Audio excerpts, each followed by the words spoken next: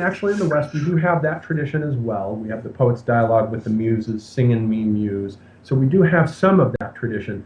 But at least since the time of Descartes, who discovers the ego, and he says, I think, therefore I am, and the emphasis is on me. I am speaking and thinking, not some god, ancestor, or other being, or collective assemblage that's speaking through me. And coincidentally, or perhaps not coincidentally, at the same time we get the creation of, in painting, in oil painting, the portrait study, especially Albert Durer's self-portraits. He's one of the first who begins to paint himself, and this fascination, this almost narcissistic fascination with representing oneself in Western art continues on down there because we have this idea of the three-dimensional personality. Then in the 18th century, with the rise of the novel, we get these new characters, novel means new, who are three-dimensional, and they're not just recycled out of the Grail romances, as most of the characters of the medieval romances were, right down through the plays of Shakespeare, who is still recycling characters out of ancient myth and legend, but he's giving them a new three-dimensional emphasis.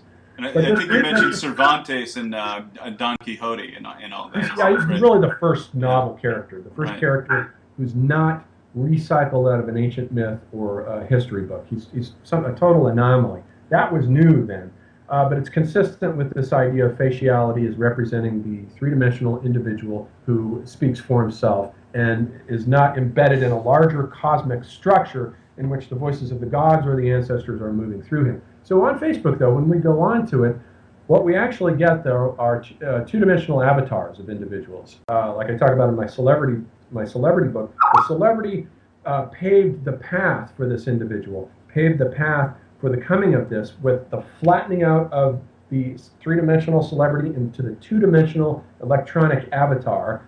And Facebook sort of democratizes that cult of the celebrity to everyone, and it flattens everyone's visage out. And on the info page of the individual, you get a couple of brief sketches about what the person likes. But in no way are you really interacting with the real person. It's like an electronic trading card. So you're just collecting these people as electronic trading cards. So they're actually being flattened out. So the faciality is at odds with what's happening here. Electronic culture is retrieving the ancient, archaic, flattened, mask-like personality and retrieving that. So we have all these two-dimensional avatars on Facebook. And I think that the reason why it's so popular is that because in our cities, as Jane Jacobs used to talk about in her books, the automobile has destroyed neighborhoods and communities everywhere. So in order to go anywhere in any of these cities, you have to get in your car and drive to the nearest coffee shop or cafe or what have you, library, and you miss everyone. So consequently, the pedestrian has been eliminated from the city, and consequently, with the decline of the pedestrian, there is no sense of community at all. Yeah. So Facebook is a virtual neighborhood that replaces what the automobile has destroyed. It's kind of an attempt at a solution to the problem of human interactivity. But I think it's a poor solution to have to reduce it to this two-dimensional avataric mode of relationship so that we're not really relating to each other on a personal basis. And as a result of that, the ethics on Facebook, is very formal and superficial. You don't discuss your personal problems with any of these people. That's on the three-dimensional. No, you have to put on a face, so to speak. Very Right. Yeah. fake and superficial and two-dimensional. Right. And it's a democratization of the celebrity. Well, I think that everyone can do it. Some of the things that you're saying about our loss of public space, I think, are very, absolutely very tragic.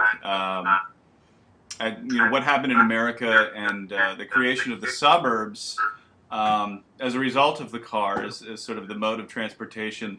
For me, it's just devastating not to have a public space, a forum, anything, just to kind of react with human beings without going to the mall. And in your book, you very humorously talk about going to the mall where everybody can be alone together. I thought was great. But it's true. It's sad but true, because the mall is nothing like the markets of Trajan or any of that. It's no resemblance at all. Perhaps this survives to some extent in Europe, but America has made this enormous investment of this infrastructure of suburban living. James Howard Kunstler, I don't know if you've read him, calls it the largest misallocation of wealth in the history of human civilization, Right. which I think is right on the money.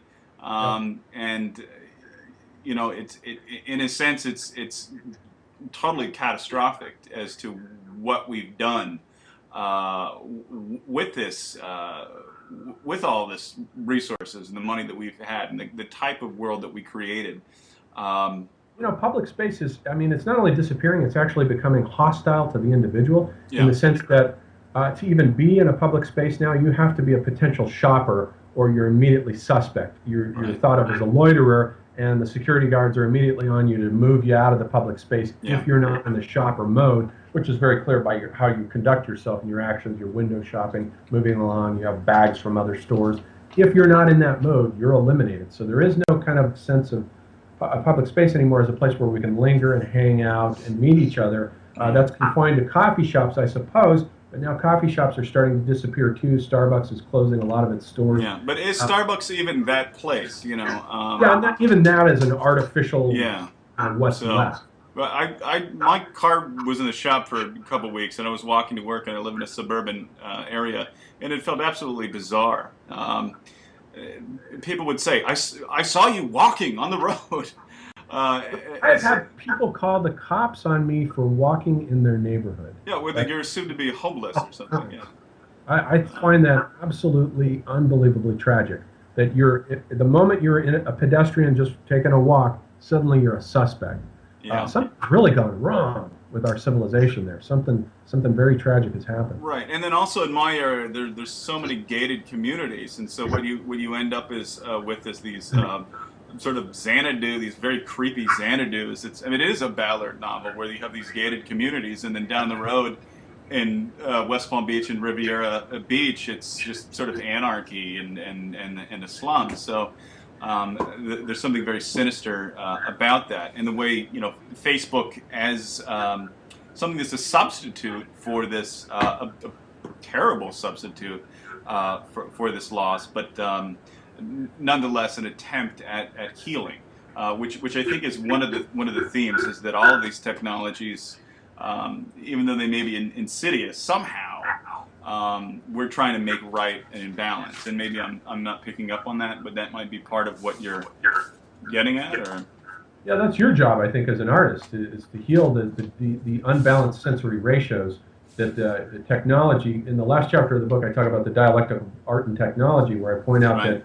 that the crucial thing about the artist and why it's important that artists aren't just silly dabblers, as most contemporary artists are. They think their stuff is important just because they're doing it, but what needs to happen is a dialogue with tradition such that the disturbed sense ratios that have been knocked off balance by technology can then be recalibrated in works of art, in paintings and poems, as has always been the case. I mean, you find, if you look, for example, a concrete example might be in Shakespeare, where he has, with the new depth perspectival space that was opening up at that time, it was somewhat of a shock to them. And you find this in King Lear. There's a scene where Lear is looking over the cliffs, and he's absolutely terrified by the new depth perspective. He sees these crows and these people down on the beach that are these little tiny specks. And you get this sense that Shakespeare is registering in his art that this depth perspectival world, this new rationally connected visual space, is a new thing, and it's disturbing. And Lear, the world of King Lear, where he has the Middle Ages just completely disintegrating as this new world, this Baroque world of infinite space, and the new subjective individual who speaks by himself, for himself, and the intellectual who creates a reading public by using the printing press, is something totally new. And King Lear is a sort of a way of dramatizing that catastrophe by using this old myth of this king who destroys his kingdom by making his daughter pledge love to him. That's a surface structure on what's really going on there, which is a traumatic response to the impacts of this new spatial orientation that's happening there in the Renaissance. And the same thing today with the internet and all this electronic culture.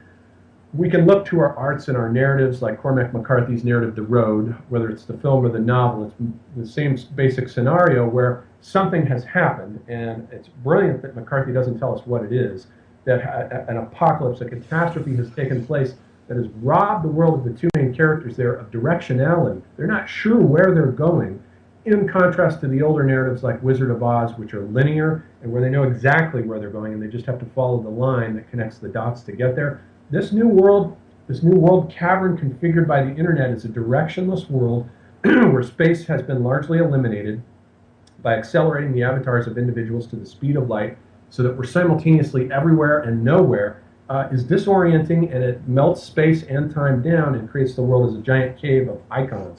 were exactly like individual icons painted on the walls of an electronic cavern. And I think McCarthy was registering that in his novel, that the apocalypse, the catastrophe that's happened is that all of this new technology, especially the internet, is imploding our culture. It's causing it to just collapse and implode. Retail stores are disappearing at an alarming rate due to the internet. Bookstores are vanishing. Record stores are a thing of the past. Newspapers and magazines are all closing down, folding up, going online. It is a catastrophe. So we have to look at works of art to see how it should be recalibrated. It's very funny, John, because when I look back at my work over the last 10 years or so, I started off painting sort of apocalyptic landscapes, and somehow I ended up now doing things that more resemble icons. Yes. And I've gotten rid of depth. Yep. And there was no reason why I said I'm doing this or whatever. I don't know what it means, but it just seemed like something I had to do. I don't know if there's a significance there, but the individual as icon, disconnected and unplugged from all world context. We're these worldless icons now. Each individual creating his own space, exactly like tribal art, where you carve a figurine and the figurine just is what it is. It is a world unto itself. You can first start seeing this happening in poetry with Blake's poem "The Tiger," where he has this poem, "The Tiger, Tiger, burning bright." And then he elucidates all these questions about the tiger, and he's getting you to think of the tiger as an icon. And this becomes more clear in his illustration for the poem that he drew himself, where he has the tiger as this sort of cartoon drawing. It's the idea of the tiger as a world unto himself. He's not in a world. He's no longer in the world of depth, perspectival, Renaissance, Baroque, the world that way, where every person or thing was inside of a larger, all-containing macrospheric world, a macrosphere that had collapsed, but reconfigured with a new kind of three-dimensional spatial macrosphere. Now it begins already at the turn of the 19th century. It's beginning to collapse, and Blake is trying to shift and register this collapse by focusing on the tiger as this single icon. The tiger is a world unto itself, just as the Eskimo walrus carving is a world unto itself. I've been a fan of your work, and I'm sure I'll continue to be. So I really hope that it finds a publisher. In the meantime, this is the one to get right here, New Media Invasion. I loved it. Mine is very annotated, full of notes and everything. That's how I like to see them, with lots of writing in them. But I thought it was a fantastic book, and it's such an unusual perspective too that I really think very few people are taking. And the way you write has such depth. It has such vision. And it's really one of a kind, and it's not. Here, Jacques. Thank you. For that. Yeah, I don't see it too much really anywhere in contemporary culture, and so it's very inspirational to have somebody making these connections in a way that I never could, because I'm not as smart as you, but I make paintings better than you could. So it all evens out. We're both sexy guys. Women like us, but for different reasons, So I don't know, John. It's been fantastic talking to you, and I really appreciate you taking the time. I'm going to stop pressing record, but that doesn't mean we have to stop talking. But once again, thank you for talking about this book, and I can't tell you how much I enjoyed it. And the other one that I've read, I'm going to get my hands on the one that I missed pretty soon, and I really. Look forward to the new ones. So thank you. Okay. Thanks for having me, John.